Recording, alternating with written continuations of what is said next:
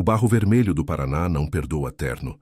Renato Cavalcanti soube disso no exato momento em que seu sapato italiano de R$ 300 afundou até o tornozelo no lamaçal da estrada de terra, e ele ficou parado ali, com a pasta de documentos embaixo do braço, o terno cinza manchado até o joelho e o silêncio das araucárias ao redor, fazendo uma coisa que ele não estava acostumado a nenhum silêncio fazer: rir.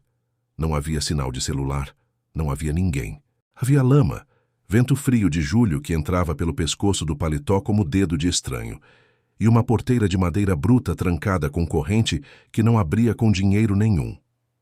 Renato Cavalcanti havia chegado à Fazenda Santa Esperança.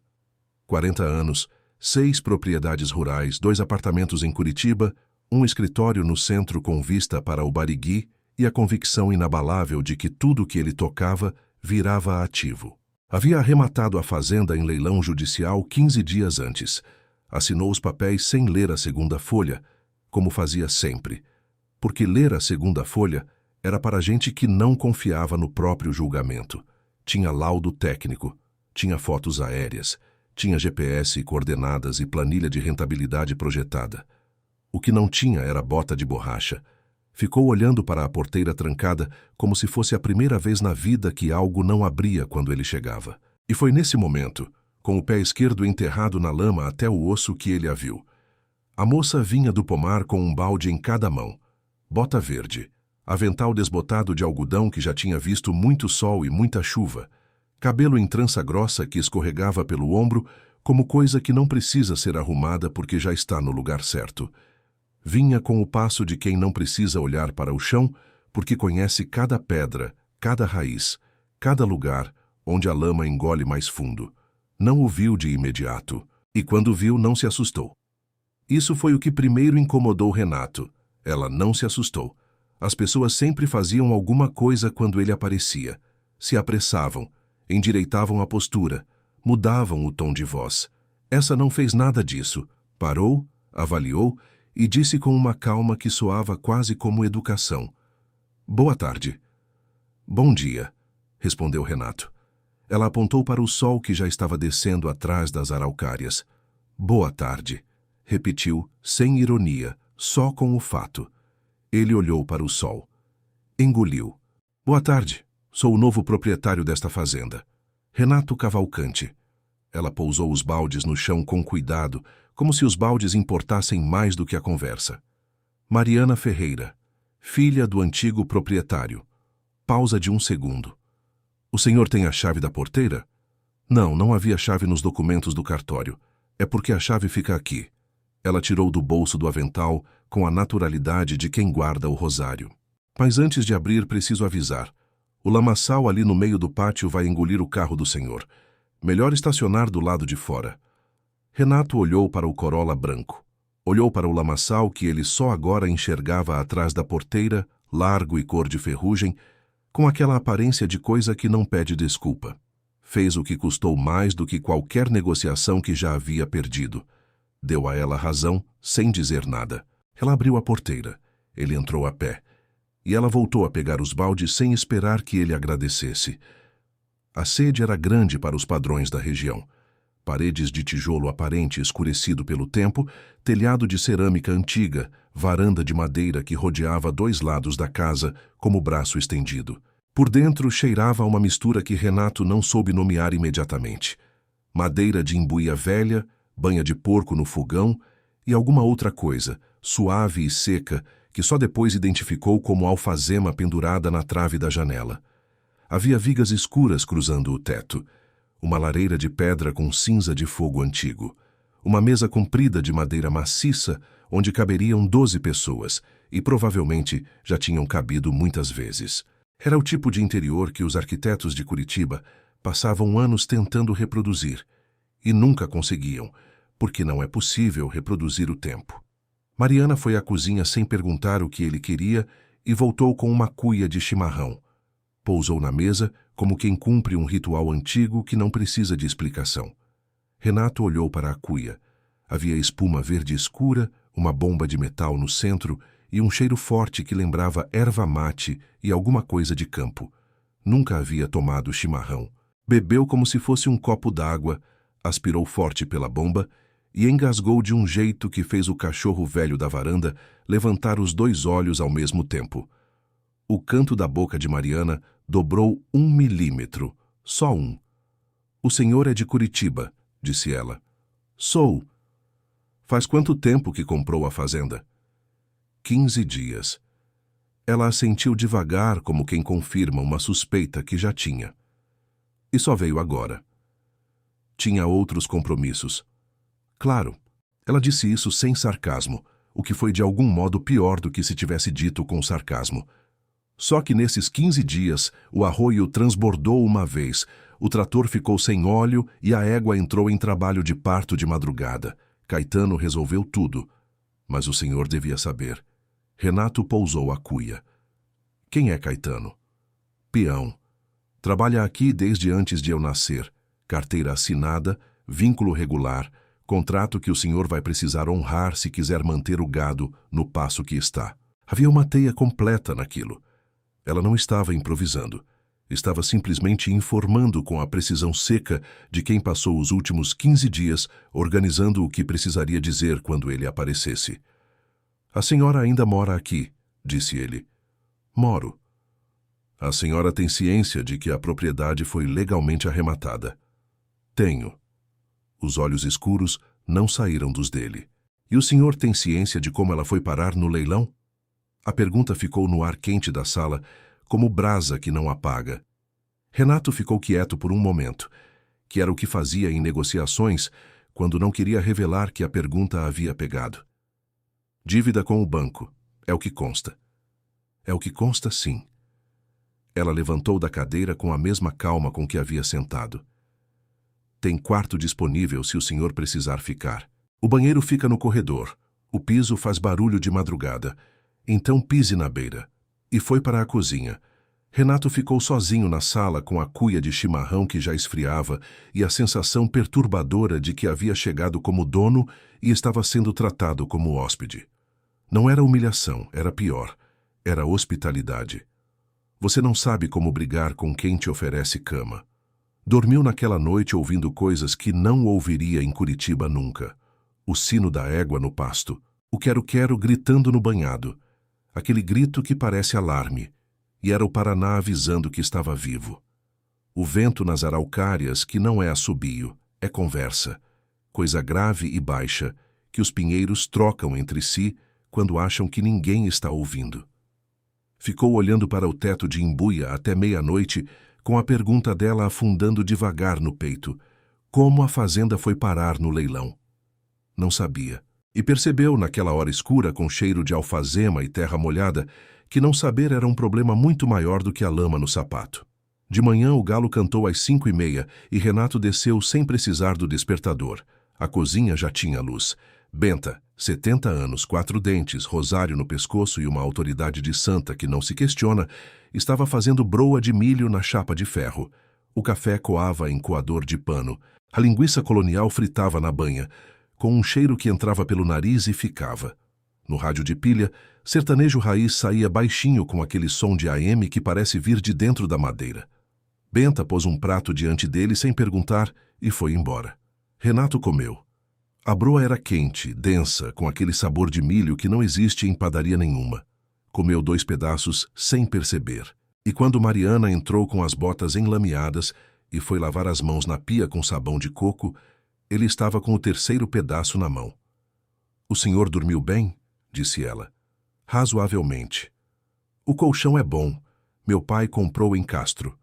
Ela disse isso com a simplicidade de quem conta um fato, não com a intenção de magoar. Mas magoou porque era impossível não imaginar o homem que havia comprado aquele colchão e que agora dormia em casa de parente em Piraí do Sul com a vergonha de quem perdeu o que construiu a vida inteira.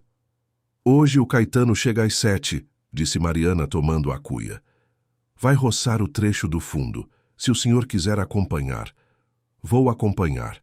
Ela bebeu o chimarrão sem engasgar, e ele teve a certeza de que esse detalhe seria observado. Estava certo. Às 7 em ponto chegou Caetano. 60 anos, chapéu de palha, bigode em V perfeito, aperto de mão que partia metacarpo e um entusiasmo de quem acorda toda manhã como se fosse sábado. O senhor é o patrão novo? Bom, chegou em boa hora, doutor. A potrinha está quase parindo e o arroio ainda está meio cheio do transbordamento. E o trator tem um problema na suspensão esquerda que o Barone de Castro precisa ver. E a cerca do pasto 3 está pedindo arame. Respirou. Mas vai ficar tudo bem. Renato ficou olhando para aquele homem que havia listado 5 problemas com o sorriso de quem anuncia boas notícias, e pensou, pela primeira vez em 40 anos, que talvez não entendesse nada de fazenda. O dia foi longo. Percorreu a propriedade com Caetano, que falava sem parar, e Mariana, que falava quando tinha algo a dizer, que era diferente de falar pouco. Era falar com peso. A cada ponto da fazenda ela sabia.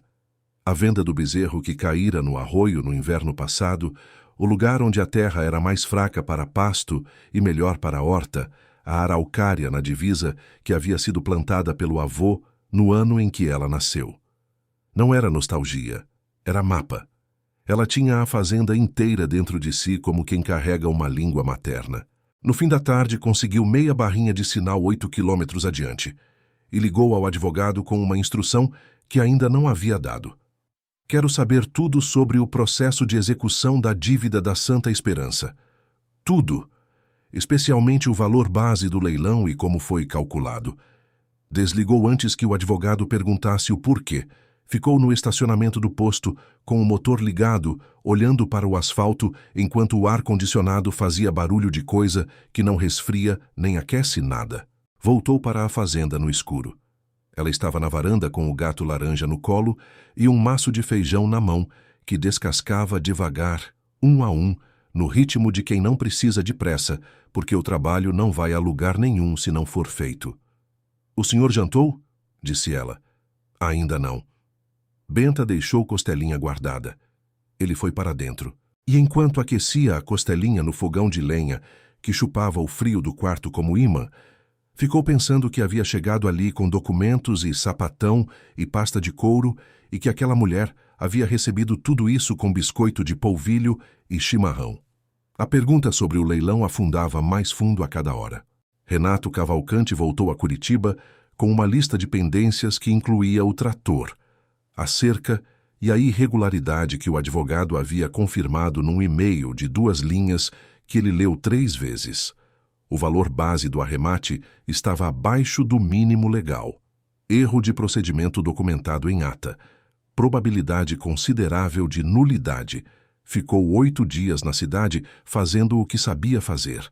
Ligações, reuniões, estratégias em camadas. O Dr. Marquinhos Beltrame, 12º andar, vista para o Barigui, hora de trabalho cara como arroba de fazenda boa, traçou 3 caminhos em ordem crescente de agressividade. Notificação extrajudicial, reintegração de posse, acordo com indenização. Renato escolheu começar pelo primeiro. Não contou ao advogado sobre a irregularidade. Ainda não. Voltou numa terça-feira de manhã com o Dr. Marquinhos ao lado. 2 envelopes lacrados e as botas de borracha que havia comprado na Marechal Floriano, com o constrangimento de homem que nunca precisou de bota na vida. Elas eram pretas, com forro de feltro e solado, que não escorregava na lama. E ele as colocou antes de sair do carro, com a sensação de que estava se rendendo a alguma coisa. Mariana estava no galinheiro quando chegaram. Saiu com 4 ovos na mão e farinha de milho no avental, e olhou para o Dr. Marquinhos da cabeça à gravata, com o mesmo olhar que usava para avaliar o estado de um animal doente. O advogado estendeu o envelope. "Senhorita Ferreira, trago os documentos referentes à notificação de desocupação voluntária. O prazo legal é de 30 dias a contar desta data." Ela pegou. Abriu ali mesmo.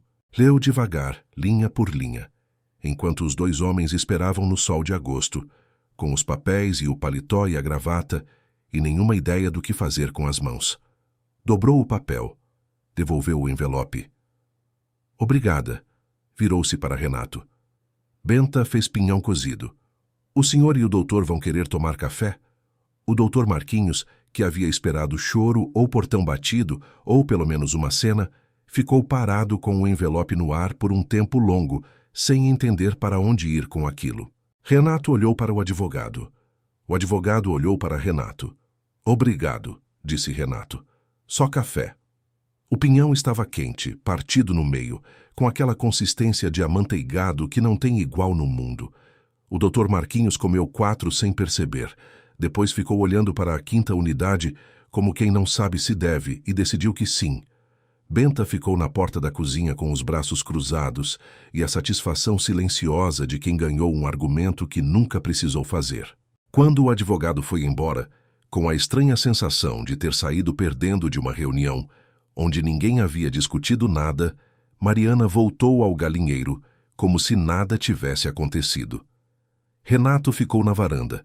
O gato laranja pulou no banco ao lado e ficou olhando para ele com a neutralidade filosófica dos felinos que não devem favor a ninguém.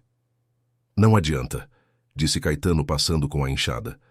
Ela já decidiu que fica. Pode mandar quantos doutores quiser. Ela não pode simplesmente decidir isso. Caetano parou. Virou o chapéu de palha entre os dedos com o ar pensativo de homem que está medindo se deve dizer. Doutor, ela nasceu nessa cozinha, literalmente. A parteira não chegou a tempo. Guardou o chapéu. Tem coisas que a lei não alcança. Nos dias que se seguiram, Renato tentou uma segunda estratégia: ignorar Mariana e agir como dono. Contratou um topógrafo de Castro para medir os lotes. Pediu orçamento de cercas para uma empresa de Ponta Grossa. Chamou um agrônomo por videochamada, que olhou para o campo pelo celular e recomendou calcário e soja. Tudo isso ela deixou acontecer sem comentar. Mas quando o topógrafo tentou passar pela horta com a trena e pisou nos canteiros de couve, Mariana apareceu do nada com a enxada na mão e ficou parada no caminho com uma calma que era mais intimidadora do que qualquer grito. O topógrafo desviou. Na quinta-feira, Renato tentou operar o trator sozinho. Tinha direção hidráulica. Devia ser simples. Não era simples. A encosta tinha 15 graus de inclinação, o eixo esquerdo tinha o problema que Caetano havia mencionado e que Renato havia anotado e esquecido de resolver. E em 6 minutos, o trator estava atolado até o eixo traseiro enquanto ele pisava no acelerador com a determinação de quem está absolutamente na direção errada. Caetano chegou com a corrente. Mariana chegou logo atrás com uma expressão que Renato nunca havia visto no rosto de nenhuma pessoa. Preocupação genuína, brigando com esforço hercúleo de não rir. As duas coisas ao mesmo tempo, como tempestade que não sabe se vai com chuva ou sol. "O senhor está bem?" ela perguntou. "Estou bem. O trator tem um problema na suspensão esquerda. Precisa ir ao Baroni." Pausa de um segundo. Eu falei disso no primeiro dia.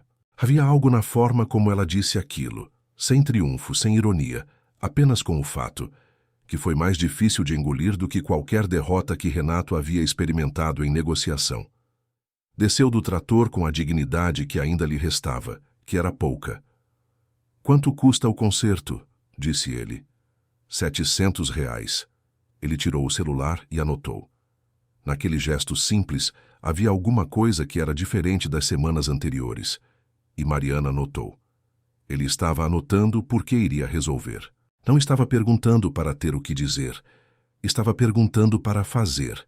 Ela não disse nada, mas olhou para ele um segundo a mais do que havia olhado antes.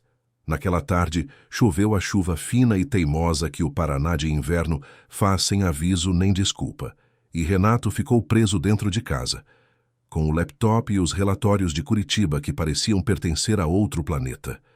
A chuva entrava pelas frestas como se quisesse fazer parte da conversa. O cheiro de terra molhada era tão forte que entrava pelo nariz e ficava no fundo da garganta, como coisa que não tem pressa de ir embora. Às 10 da manhã, ela trouxe café sem ser chamada e pousou a caneca ao lado do laptop sem olhar para a tela. Quando ele ergueu a mão para agradecer, os dedos dos dois se tocaram de leve na asa da caneca. Um encostar mínimo, acidental, mas nítido o suficiente para que ambos recolhessem a mão com a mesma calma excessiva de quem percebeu mais do que devia. "O senhor vai ficar mais uns dias?" disse ela. "Ainda não decidi." Ela assentiu e virou para ir. Tinha chegado ao corredor quando ele disse o nome dela pela primeira vez sem o tratamento. Mariana. Ela parou. Ele não sabia o que ia dizer depois do nome. Ficou um segundo com a frase pela metade dentro da boca e então disse a única coisa verdadeira que tinha naquele momento. O seu pai. Você tem notícias? Ela ficou de costas por um instante, os ombros que desceram 1 centímetro, a nuca onde a trança começava. Quando virou, os olhos eram os mesmos de sempre, escuros e firmes, mas havia algo neles que era diferente, como o lago fundo onde a superfície está calma e lá embaixo tem corrente. Tem. Está bem. Pausa. Obrigada por perguntar. E foi. Renato ficou olhando para a tela do laptop com as letras do relatório que não diziam mais nada. Havia perguntado pelo pai dela como se fosse natural, e era natural. E esse fato o incomodou mais do que qualquer planilha daquele dia. Naquela tarde, enquanto a chuva batia no telhado de cerâmica com o som de coisa viva, ele saiu para dar uma volta no pomar e encontrou uma cesta de ovos pendurada numa cancela com um bilhete dobrado. Para Dona Teresa, com carinho. Quem é Dona Teresa? Perguntou a Caetano que passava. Viúva velha, 2 quilômetros adiante. Marido morreu no ano passado. Não tem mais galinha própria. O peão baixou a voz como se estivesse contando o segredo de confessionário. A Mariazinha deixa ovos para ela toda semana. Às vezes leva caldo de galinha quando a senhora adoece. Nunca contou para ninguém. Só sei porque acompanhei uma vez. Renato ficou parado com aquela informação no meio da chuva que havia diminuído para a garoa. Ela não estava fazendo aquilo para mostrar a ninguém. Estava fazendo porque a Dona Teresa precisava, e ela tinha como ajudar. Sem estratégia, sem cálculo, só o gesto. Em 40 anos de negócios, Renato Cavalcante havia encontrado muita generosidade. Quase toda ela tinha uma conta por baixo. Essa não tinha. Aquela noite foi a mais longa desde que havia chegado. Estava no quarto às 10 quando ouviu a voz de Mariana pelo corredor. Baixinha, contínua, aquele tom de conversa com alguém de total confiança, sem protocolo. Levou um tempo para entender que não havia resposta do outro lado. Que era só ela, que estava orando. Ficou parado junto à parede e ouviu sem querer as palavras chegando com mais clareza. Ela agradecia. Agradecia o dia, a saúde do pai, o telhado que não deixara passar a chuva. E então, com a mesma naturalidade de quem inclui pão na lista de compras, disse: Renato. Estava pedindo proteção para ele, para o homem que havia chegado com envelope de despejo. Renato Cavalcante encostou as costas na parede do corredor e ficou ali por um tempo que não soube medir, com aquilo pulsando no peito como coisa que entrou sem pedir licença. No dia seguinte cedo, enquanto Mariana ainda estava no pasto, ele ligou para o advogado do celular com o sinal fraco da varanda. Preciso do relatório completo da irregularidade. Tudo o que tiver. Quanto tempo para contestar o leilão na justiça? Depende do juízo. 6 meses, talvez 1 ano. E qual a probabilidade de êxito? Silêncio do outro lado. Alta, Renato. A irregularidade é clara. Se o Ferreira tivesse dinheiro para advogado, já teria entrado com a ação. Renato desligou e ficou com o celular na mão olhando para o campo onde a neblina da manhã ainda não havia levantado completamente. Aquela neblina do Paraná que fica suspensa entre os pinheiros como véu que o sol vai tirando devagar, sem pressa, deixando o campo aparecer aos poucos como coisa que se revela por merecer. Havia uma decisão crescendo dentro dele que ainda não tinha nome, mas era pesada como boa terra, e isso era sinal de que era real. Mariana soube que algo havia mudado em Renato antes que ele soubesse.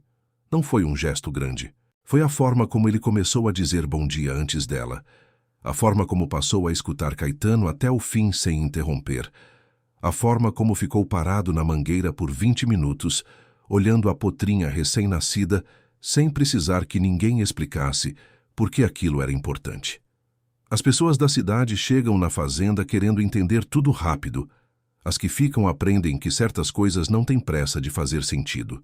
Mas havia também outra coisa, que ela notou com menos conforto. Ele a olhava diferente. Não era o olhar do primeiro dia, aquele olhar avaliador de negociador que mede o que a coisa vale. Era outro olhar, mais devagar, que ficava 1 segundo a mais do que precisava e depois desviava para o campo ou para o café, como se o desvio pudesse desfazer o segundo anterior. Ela sabia o que era aquele olhar porque havia visto em outros homens antes, mas em outros homens havia podido ignorar com facilidade porque eles não tinham nada que ela não tivesse já.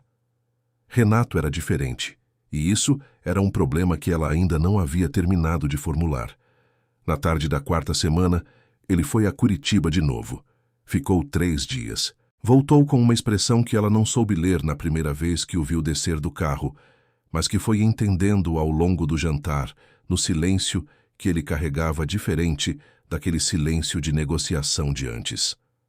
Era o silêncio de quem está em guerra com alguma coisa dentro de si e ainda não sabe quem está ganhando. No segundo dia depois da volta, Caetano veio ao alpendre com o chapéu na mão. Mariazinha, preciso falar com o senhor Renato. Ele está na sala. Vim falar com você primeiro. Peão olhou para o chapéu como se buscasse as palavras no feltro. O Dr. Marquinhos ligou para mim hoje, perguntando sobre a topografia, sobre a posse mansa e pacífica. Queria saber se eu assinaria a declaração de que a propriedade estava desocupada antes do leilão. O estômago de Mariana apertou. E o que você disse? Disse que não ia assinar mentira por dinheiro nenhum, mas achei que você devia saber. Ela ficou parada depois que Caetano foi embora. A tarde estava fria e quieta. O sol de agosto entrando pelo lado da araucária grande e cortando o pátio em fatias de luz e sombra. Respirou devagar. Era possível que Renato não soubesse que o advogado havia ligado. Era possível que fosse iniciativa do Dr. Marquinhos, que tinha a reputação de resolver as coisas antes de ser pedido. Mas era possível também que soubesse. Quando ele saiu para o alpendre com a cuia na mão e disse boa tarde, ela não respondeu de imediato. Ficou olhando para o campo. O Dr. Marquinhos ligou para o Caetano hoje, disse ela. Renato parou. Pediu declaração falsa sobre a posse. O silêncio que se seguiu foi diferente de todos os silêncios anteriores entre eles. Era o silêncio que precede uma coisa que vai mudar outra coisa aquele segundo antes do trovão, quando o raio já iluminou e o ar ainda está segurando o som. Eu não pedi isso a ele, disse Renato. O senhor tem certeza? Tenho. Ela virou o rosto para ele. Os olhos escuros sem raiva, o que era pior do que raiva porque raiva se responde. E aquilo não tinha resposta fácil. Era a avaliação. Ela estava decidindo se acreditava nele, e ele sabia que a decisão dependia de quem ele era de verdade, não do que dizia. Então o senhor precisa ligar para ele agora e dizer que isso não acontece, disse ela. Vou ligar. Na minha frente. Havia uma firmeza naquela exigência que poderia ter soado desaforo, mas não soou. Soou como alguém que precisava de prova, porque a vida havia ensinado que palavras bonitas eram mais fáceis de produzir do que atos. Renato tirou o celular. Ligou para o Dr. Marquinhos diante dela, ali na varanda com o vento de agosto balançando os galhos da araucária. Disse com clareza: nenhuma declaração de terceiros sobre esta propriedade. Nenhuma abordagem a funcionários ou moradores sem a minha autorização explícita. E se isso já aconteceu, está cancelado a partir de agora. Desligou. Olhou para ela. Ela ficou um momento olhando para o telefone na mão dele. Depois assentiu uma vez devagar. O tipo de aceno que não é concordância, mas é reconhecimento, que é diferente e vale mais. Obrigada, disse ela. E foi. Renato ficou na varanda com o celular quente na mão e o coração fazendo algo que não fazia faz tempo, batendo no lugar certo. O temporal chegou na quinta-feira. Não avisou. Nunca avisa. O céu foi de nublado a preto em 20 minutos. A temperatura despencou 8 graus. E a chuva começou como parede, antes que qualquer um tivesse terminado o que estava fazendo. Renato estava na sala. Caetano estava na horta. Mariana estava no pasto do arroio, o ponto mais baixo e mais longe da sede. O arroio que dividia a fazenda no meio era quieto em tempo normal, mas havia 2 dias chovendo nas cabeceiras sem parar, e o nível já estava alto antes do temporal. Em 20 minutos virou voz. Aquela voz de água que não pede licença, baixa e grossa, que você ouve pelo peito antes de ouvir pelos ouvidos. Renato viu pela janela a várzea enchendo como bacia. Caetano! O peão apareceu encharcado no alpendre. O gado está na várzea de baixo. São 32 cabeças. Se o arroio cortar a passagem, elas ficam do lado errado. Onde está Mariana? Foi buscar o bezerro que ficou para trás, lá do outro lado. Renato não pensou. Calçou as botas, saiu sem paletó e desceu o morro na chuva que batia de lado como coisa com intenção. A lama vermelha escorregava sob os pés com vontade. O arroio que avistou lá embaixo já estava tomando a val de pedra que havia servido de passagem quando fizera o tour com Caetano semanas antes.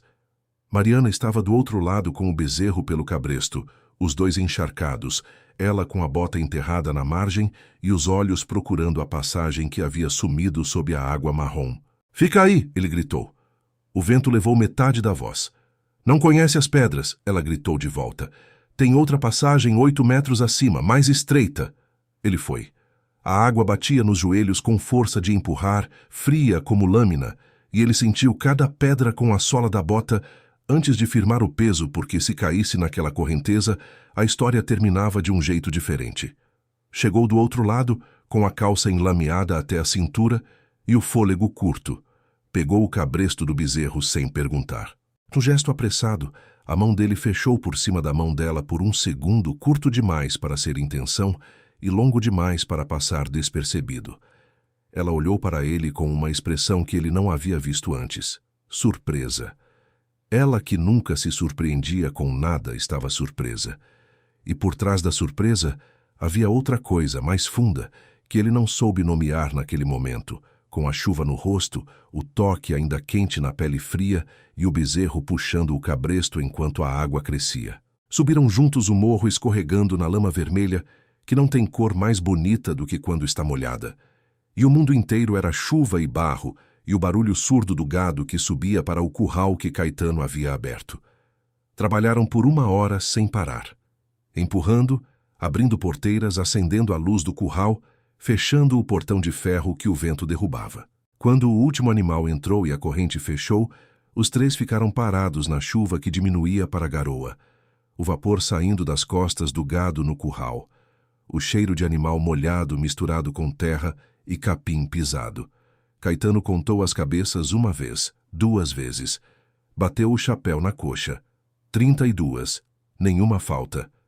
Renato estava com o paletó destruído, um arranhão no antebraço de não sabia onde e a bota direita fazendo barulho de aquário a cada passo. Mariana estava com a trança completamente desfeita, o cabelo escuro colado no rosto e no pescoço, a bota enterrada no barro até o meio da canela. E ela estava sorrindo.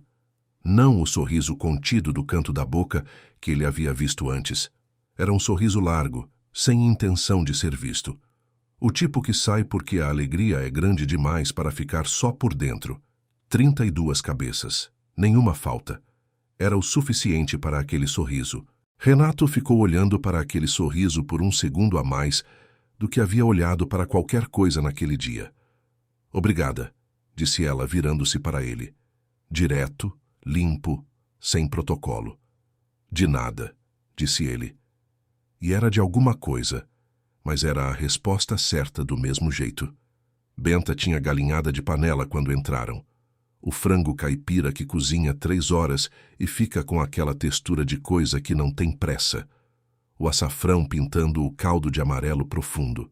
A batata que desfazia, a salsa picada no final. O cheiro que saía daquela panela era o cheiro de fazenda de verdade, de inverno de verdade, de comida que cura coisas que remédio não alcança.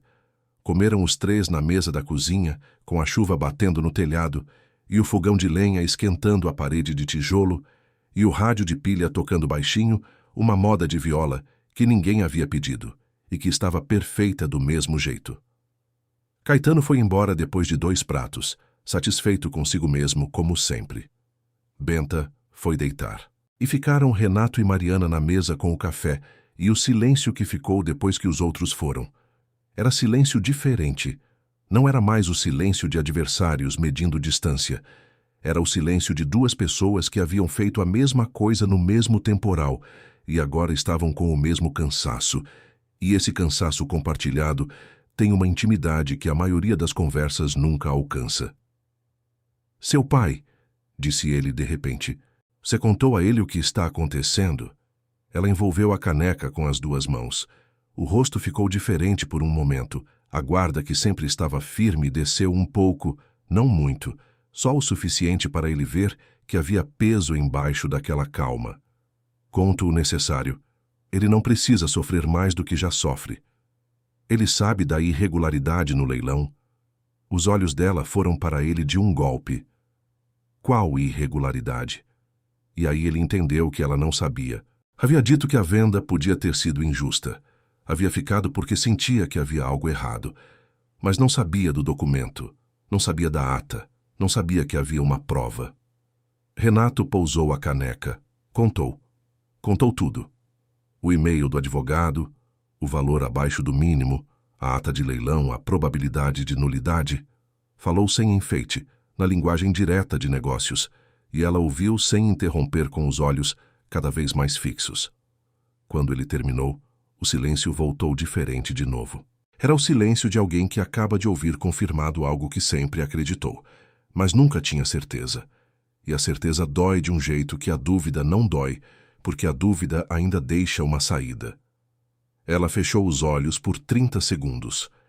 30 segundos com as mãos na mesa e a boca quieta, e ele percebendo que ela estava orando ali mesmo, na cozinha iluminada pela lâmpada amarela, com os pés descalços no assoalho frio. Agradecendo ou pedindo força, ele não soube. Talvez as duas coisas sejam a mesma. Quando abriu os olhos, tinha lágrima no canto direito que ela não deixou cair. Passou o polegar rápido como quem limpa poeira e olhou para ele com uma firmeza que era diferente de todas as firmezas anteriores, porque esta estava rachada por baixo. "O senhor vai entrar com ação?" disse ela. A palavra ficou suspensa. Renato olhou para a janela da cozinha, onde o escuro do pasto refletia a lâmpada. "Ainda não sei. Não sabe ou não quer decidir." Havia uma diferença entre as duas coisas, e ela havia apontado direto para ela. Ele não respondeu. E o não responder era ele dizendo que ela estava certa. Ela levantou devagar. Levou as canecas para a pia, lavou as duas com o sabão de coco, pousou no escorredor. Virou-se. "O senhor sabe o que está certo, Renato." Era a primeira vez que ela dizia o nome sem o tratamento. A voz era firme e baixa, como a nota mais grave da moda de viola que ainda saía baixinho do rádio. Às vezes a gente só precisa de coragem para fazer o que já sabe. Ele ficou olhando para ela um longo segundo, e então disse a coisa mais verdadeira que havia dito em 40 anos. "Estou aprendendo isso." Ela assentiu uma vez e foi para o quarto. Renato ficou sozinho na cozinha com o fogão de lenha queimando devagar, e o cheiro de galinhada que ainda estava no ar, e a decisão que havia estado crescendo por semanas, finalmente tomando o peso de coisa que não tem mais como ignorar. Naquela madrugada, em silêncio no quarto, ligou para o advogado e disse apenas: "Amanhã preciso que o senhor me explique o que precisa ser feito para corrigir o leilão. Não para contestar, para corrigir." Desligou antes que o Dr. Marquinhos pudesse dizer qualquer coisa que fizesse ele mudar de ideia. Renato sumiu por 12 dias, não deixou recado, não mandou mensagem. Partiu numa manhã cedo, o Corolla levantando poeira vermelha na estrada de terra, e não voltou. Em Curitiba tentou voltar à rotina como quem veste um terno que ainda serve, mas já não pertence. Sentou em reunião, ouviu números, assinou papéis, respondeu ligações, almoçou com gente importante em restaurante silencioso demais. E em tudo havia alguma coisa fora do lugar. O café era quente e correto, mas não tinha gosto. O piso do apartamento era limpo demais, liso demais, sem ranger sob os passos. À noite, deitado numa cama melhor do que a da fazenda, ele dava falta do barulho do vento nas araucárias, do galo antes do amanhecer, do rádio de pilha da cozinha, e contra toda a lógica que havia guiado sua vida até ali, da voz de Mariana, dizendo as coisas mais simples, como se fossem as únicas que importavam. No 8º dia, abriu uma planilha de projeção de safra e ficou 5 minutos olhando para uma célula sem conseguir lembrar o que deveria fazer com ela. No 10º, sonhou com a porteira fechada e acordou com a sensação humilhante e precisa de que estava do lado de fora da própria vida. Caetano disse que negócios chamaram. Benta disse que homem de cidade é assim, vai e vem como vento sem dono. Mariana não disse nada, mas sentiu. Sentiu na primeira manhã em que desceu para a cozinha e o quarto do corredor estava com a porta aberta e o silêncio diferente, o silêncio de cômodo vazio que já teve alguém e agora não tem mais. Sentiu quando tomou o chimarrão sozinha na varanda e o gato laranja ficou procurando pelo banco do lado onde Renato havia passado a sentar, sem que ninguém tivesse combinado que aquele era o lugar dele. Não era falta de namorado. Era mais estranha do que isso. Era a falta de alguém que havia chegado como oposição e havia ficado como presença. E presença deixa marca mesmo quando não tem nome para o que é. No quinto dia chegou o seu Eusébio de surpresa. Veio de carona com um vizinho que ia até Castro. Entrou pela porteira devagar, tirou o chapéu, ficou parado no pátio olhando para a sede com os olhos de quem olha para a foto de alguém que amou e perdeu e não sabe direito como fazer as pazes com a perda. Tinha envelhecido. Ou ela estava notando mais agora que havia ficado sozinha para notar. Mariana saiu correndo. Quando o abraço do pai fechou em volta dela, ela deixou, enterrou o rosto no ombro dele e ficou assim por um tempo que seria longo demais em qualquer outro contexto, mas naquele estava certo. Ele segurou com a força de homem que precisa pedir desculpa sem saber como, e ela segurou com a firmeza de filha que já perdoou antes de ser pedido, porque era mais fácil perdoar do que ficar com aquilo. "Você está bem?" ele disse contra o cabelo dela. "Estou, pai." "A fazenda está bem?" "Está." "O homem te tratou bem?" Ela deu um passo atrás para olhar para ele. O rosto do pai tinha o sol de 62 anos e a terra de uma vida inteira gravados na pele, e havia nele uma pergunta que era maior do que o que havia dito. "Tratou, pai." Seu Eusébio assentiu, o chapéu rodando entre os dedos. "Vim ver como estava." Não aguentei ficar sem saber. Sentaram na varanda com o café que Benta trouxe sem ser chamada, que era o que Benta sempre fazia quando havia coisa importante acontecendo, e Mariana contou o que havia, o que não havia, o que Renato havia descoberto sobre a irregularidade, o que ele havia dito na cozinha depois do temporal. Seu Eusébio ouviu tudo sem interromper. Quando ela terminou, ficou quieto por um tempo, olhando para o campo. "Você acha que ele vai fazer o certo?" disse o pai. Ela demorou um segundo. "Acho." "Por quê?" "Porque ele ficou aqui tempo suficiente para a fazenda fazer nele o que a fazenda faz nas pessoas." Ela olhou para as araucárias. A terra honesta faz a pessoa querer ser honesta também. Demora, mas faz. Seu Eusébio ficou quieto outra vez, e então disse com a voz baixa de quem diz coisa que custou chegar: "Você gosta dele." Não era pergunta. Mariana não desviou o olhar das araucárias. "Não sei ainda o que é." "Eu sei", disse o pai. Ela não respondeu, mas as mãos que seguravam a caneca ficaram mais quietas. Seu Eusébio foi embora no fim da tarde. Abraçou a filha por um longo tempo no portão, o chapéu na mão, os olhos secos do homem que chora por dentro, onde ninguém precisa ver. "Cuida de você", disse ele. "Cuido, pai. O senhor cuida também." No 12º dia de ausência de Renato, ela foi ao quarto que havia sido dele buscar a almofada, cuja fronha precisava trocar, e ficou parada no meio do quarto por um momento que não tinha explicação racional. Só o cheiro de madeira e aquela presença restante de alguém que havia dormido ali noites suficientes para deixar marca no silêncio. Saiu depressa e fechou a porta. No 13º dia, às 8 da manhã, o Corolla branco apareceu na estrada de terra. Ela estava na varanda varrendo quando viu a poeira vermelha levantando lá no fundo.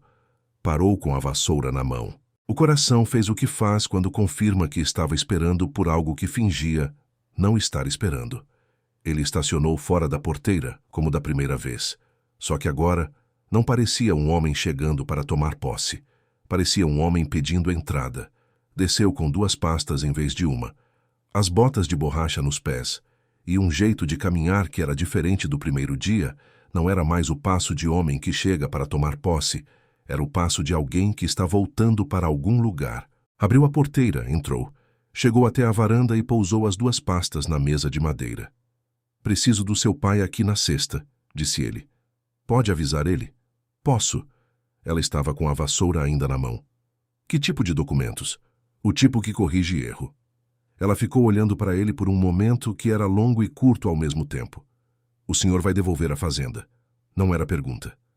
Vou fazer o que é certo. Ele foi para dentro buscar água. E havia na forma como disse aquilo algo que não era orgulho nem humildade. Era só resolução. A resolução de quem chegou ao fim de uma luta consigo mesmo e não está mais lutando. Ela soltou a vassoura na parede e foi para a cozinha porque tinha que ir a algum lugar com aquela emoção antes que aparecesse no rosto. Na sexta chegaram seu Eusébio, o Dr. Marquinhos e uma notária de Castro que veio de mala e cuia. Benta fez cuca de canela, porque visita sem comida não é visita. E Caetano ficou na janela da cozinha com o chapéu de palha torcido nas mãos, como criança que assiste à partida decisiva. Antes que o Dr. Marquinhos abrisse a pasta, Mariana falou pela primeira vez desde que todos tinham se sentado. Eu preciso ouvir isso do senhor, Renato. Todo mundo ficou quieto. Ela não estava tremendo. Era pior. Estava calma. O senhor está fazendo isso porque é justo ou porque sente culpa? A pergunta caiu na mesa como faca curta. O Dr. Marquinhos baixou os olhos para os papéis. Caetano parou de respirar na janela. Seu Eusébio ficou imóvel, com as duas mãos abertas sobre a madeira. Renato olhou para Mariana e entendeu, com uma clareza que não tinha tido nem nas reuniões, nem nas madrugadas em Curitiba, que devolver a fazenda não bastava. Ela não queria reparo de consciência, queria verdade. Começou pela culpa, disse ele, sem tirar os olhos dela. Mas não ficou nela. Se fosse só culpa, eu tinha pago uma indenização e ido embora. Estou fazendo isso porque o certo é devolver o que nunca devia ter saído daqui. E porque se eu ficar, quero ficar limpo diante de vocês, diante do seu pai e diante de você. O silêncio que veio depois já não era de dúvida. Era de coisa assentando no lugar. Mariana sustentou o olhar dele por um segundo longo. Depois assentiu. Uma vez. Então pode ler. O Dr. Marquinhos explicou com precisão de advogado que custava caro por boa razão. O processo de execução tinha vício formal que invalidava o arremate. Mediante acordo entre as partes, a fazenda voltaria ao registro em nome de Eusébio Ferreira. A dívida com o banco seria quitada por valor corrigido, com recursos que Renato disponibilizaria como parte da resolução. Em contrapartida, seria firmado contrato de sociedade rural entre Renato Cavalcante e Eusébio Ferreira. Participação de 30% para Renato, gestão de investimento, pelo prazo de 10 anos renovável. Seu Eusébio ouviu tudo com os dedos grossos de terra abertos sobre a mesa, como raízes expostas. Quando o advogado terminou, o velho ficou um momento em silêncio que durou o tempo que precisava durar. Por que o senhor está fazendo isso? Disse ele. Renato poderia ter dito bom negócio. Poderia ter dito correto juridicamente. Havia 10 respostas práticas disponíveis que seriam verdadeiras e suficientes e que não custariam nada. Porque estava errado. E eu comprei sem perguntar se estava certo. Seu Eusébio assentiu devagar, o tipo de aceno que vem do fundo. Então levantou a mão por cima da mesa, não para o advogado, para Renato. Obrigado. Renato apertou aquela mão que tinha 62 anos de terra e não disse de nada porque era muito alguma coisa. Assinaram. A notária reconheceu firmas. Benta trouxe a cuca de canela que cheirava a coisa boa e o café que saía espesso como só sai de fogão de lenha. E a fazenda voltou para onde sempre deveria ter estado, com um nome novo do lado, dessa vez por vontade e não por leilão. Depois que todos foram, Mariana ficou na varanda sozinha relendo os documentos com o sol de setembro, batendo oblíquo nas araucárias e pintando o campo de dourado que só existe nessa hora, nessa luz, nesse lugar. Renato ficou ao lado dela encostado no corrimão, olhando para o mesmo campo. Você sabia faz tempo, disse ela, sem virar. Sabia. Demorou para decidir. Demorei. Ela dobrou os documentos com cuidado. Por que demorou? Havia uma honestidade naquela pergunta que exigia honestidade de volta, e ele não era homem que pagava dívida com moeda falsa. Porque primeiro eu queria entender o que eu ia perder se fosse embora. Ela ficou quieta um momento. Depois virou o rosto para ele, os olhos escuros e sem disfarce. E entendeu. Entendi mais ou menos. Ele olhou para o campo porque era mais fácil do que olhar para ela. Não sou bom nisso, em falar o que estou sentindo, mas posso tentar. Nesses 12 dias em Curitiba, toda manhã que acordei, o primeiro pensamento era sobre a potrinha, se estava crescendo bem. O segundo era sobre você. Silêncio. A ordem me preocupa, disse ela. Ele a olhou. Havia um brilho nos olhos dela que era novo. Aquele brilho de pessoa que está segurando uma coisa e não está segura de soltar. E então ela soltou uma risada, curta e verdadeira, a primeira risada que ele ouvia dela, baixa e inesperada. E foi a coisa mais bonita que ele havia ouvido desde que o galo cantou no primeiro dia. Ele riu também. Breve, preso, do tipo que sai por descuido, mas verdadeiro. E Benta na cozinha parou com a colher de pau no ar e fechou os olhos agradecendo silenciosamente a uma coisa que havia pedido sem que ninguém soubesse. A ordem pode ser negociada, disse ele. Ela ficou olhando para o campo. O senhor está me pedindo alguma coisa. Estou. E não acrescentou mais porque acrescentar seria estragar, e dessa vez ele soube exatamente a hora de parar de falar. Ela ficou quieta por um tempo, que tinha o peso do campo todo na frente. Das araucárias que ficam, do gado que pasta, da potrinha que corria perto da mãe, com a naturalidade de quem já sabe onde é o seu lugar. Então eu aceito. A voz era baixa e firme como tudo que ela dizia. Mas o senhor vai ter que aprender a tomar chimarrão do jeito certo. Já estou aprendendo. E a lidar com o trator. Aprendi. Quase. E a ouvir antes de decidir. Esse eu aprendi de verdade. Ela o olhou de lado com aquele canto de boca que dobrava 1 milímetro.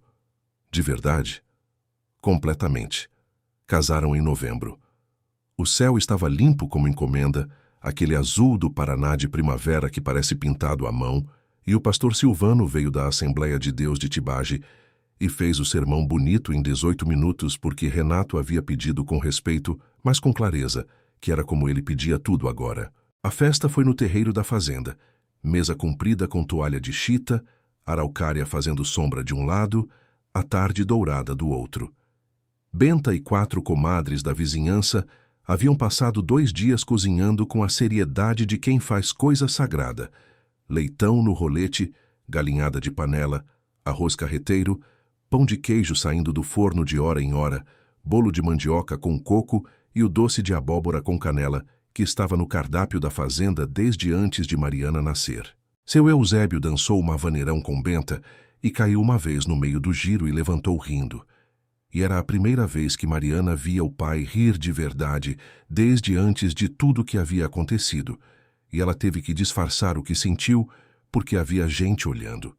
Caetano chorou 3 vezes, uma no sermão que era esperada, uma na hora do beijo, que estava no roteiro, e uma terceira, a mais longa, quando comeu o arroz carreteiro, que ficou sem conseguir explicar direito, até que alguém perguntou e ele disse, com a seriedade de homem que não sabe mentir: está perfeito como memória de avó. Quando alguma coisa está perfeita assim, choro. É o jeito que o meu corpo tem de agradecer. Renato não dançou porque não sabia, e havia coisas que a fazenda ainda tinha para ensinar, mas ficou ao lado de Mariana a noite inteira com a mão nas costas dela, quieto do jeito que era o seu modo de estar presente, e ela sabia o que aquilo significava, porque havia aprendido a língua dele da mesma forma que ele havia aprendido a dela. Devagar, por repetição, por atenção. Os meses seguintes foram os primeiros em 40 anos em que Renato acordou sem pressa de ir a algum lugar. O gado, a roça, a cerca, o trator que o Baroni havia revisado inteiro e que agora ele operava sem atolar a maior parte das vezes. O chimarrão das 6 na varanda, os 2 juntos antes de o sol rasgar completamente a neblina das araucárias. Em março, ela lhe contou. Pela manhã, depois do café, com a direteza de sempre. Vou ter filho. Ele ficou parado com a cuia na mão. O campo lá fora estava com a névoa ainda baixa, aquela névoa de outono que fica suspensa entre os pinheiros, como coisa que não tem pressa de se ir. Menino ou menina? Disse por fim. Ainda não sei. Tanto faz. Pousou a cuia, olhou para o campo. Vai aprender a ordenhar a vaca antes dos 10 anos. Ela deu uma risada que era só dela, curta e quente. E vai tomar chimarrão do jeito certo. Do jeito certo, ele concordou. A névoa de março cobria o fundo do vale como cobertor de gente boa. As araucárias ficavam imóveis no silêncio de fazenda, que não é falta de barulho, é presença de coisa maior que barulho. Lá no pasto, a potrinha era égua moça e pastava perto da mãe com a tranquilidade de quem já sabe onde é o seu lugar no mundo. Renato Cavalcanti havia chegado àquela fazenda com terno, pasta e a certeza de que dinheiro era a linguagem mais honesta do mundo. Meses depois, numa manhã de março coberta de névoa, saiu para a varanda de bota enlameada, parou diante da porteira ainda fechada e ficou um instante olhando o barro vermelho do caminho. Mariana veio atrás dele em silêncio e lhe entregou a cuia. Desta vez, ele tomou do jeito certo. Depois desceu os 2 degraus da varanda, empurrou a porteira com a mão firme e deixou que ela abrisse para dentro sem ranger quase nada. O barro agarrou a sola da bota, pesado e conhecido. Lá adiante, no pasto, a égua moça levantou a cabeça. O vento correu entre as araucárias com aquela conversa grave de sempre. E quando ele olhou para trás, Mariana estava na varanda com uma das mãos pousada no ventre e a outra levantada na direção dele. Não para chamar, só para dizer sem palavra nenhuma, que agora aquele era o lugar dele também. Renato sorriu, baixo, quase só para si, e seguiu pelo caminho de terra com o gosto amargo e quente do chimarrão ainda na boca. O barro vermelho do Paraná continuava sem perdoar terno. Ainda bem.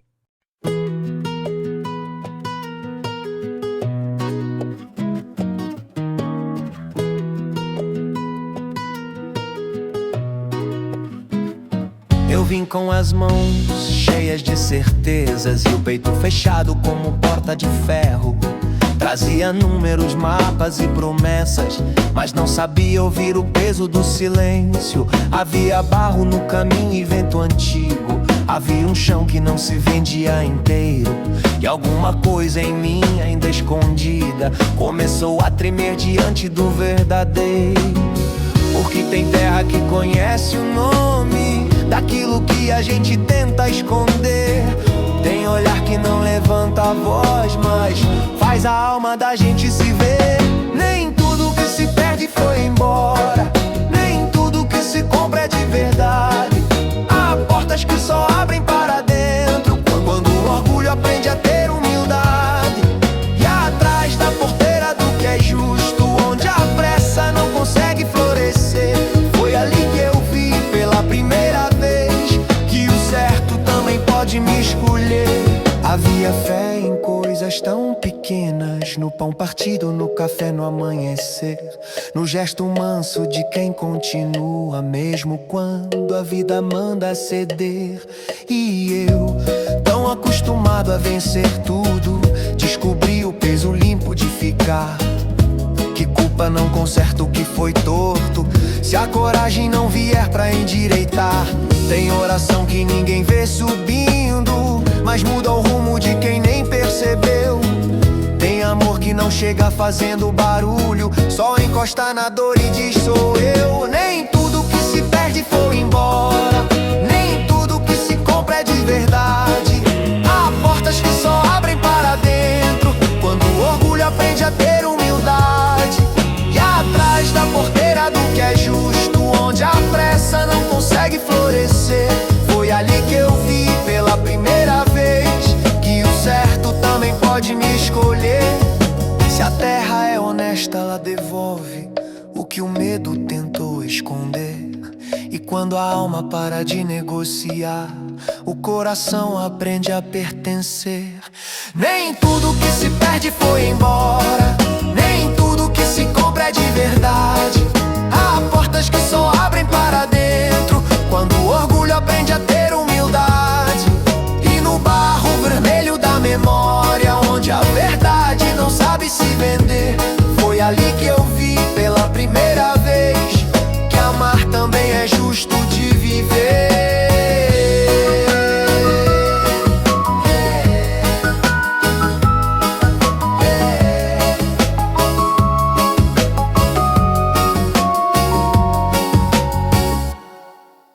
Se essa história tocou seu coração, inscreva-se no canal Romance ao Luar.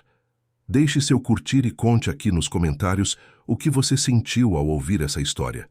Sua participação ajuda o canal a continuar trazendo histórias que aquecem o coração. Deus te abençoe.